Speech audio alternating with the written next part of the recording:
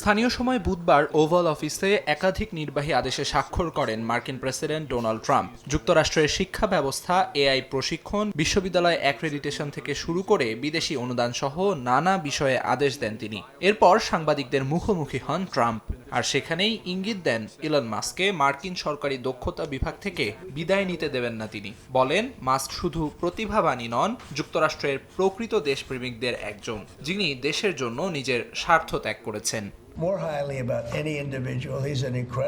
আমি চাই Elon Musk দীর্ঘদিন আমাদের সঙ্গেই থাকুক। সে একজন অসাধারণ মানুষ। দেশের জন্য মাস্ক যা করেছে তা অতুলনীয়।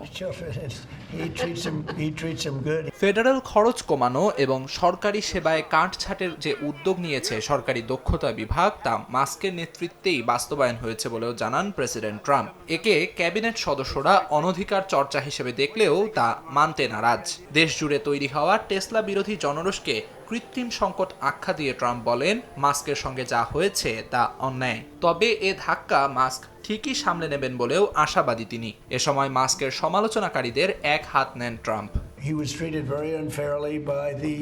এটা ছিল পুরোপুরি কৃত্রিম। এরা অসুস্থ মানসিকতার মানুষ, যারা ভাবছিল তারা কিছু একটা করছে। কিন্তু মাস্ক সত্যিই একজন মহান দেশপ্রেমিক এবং আমি জানি সে ঠিকই টেসলার হারানো গৌরব ফিরিয়ে আনবে।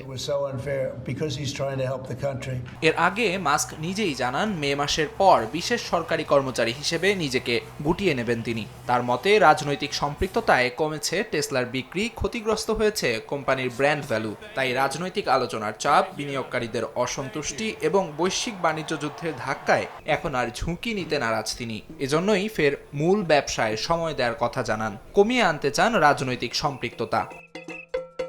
আমিরুল ইসলাম আলিফ, সময় সংবাদ।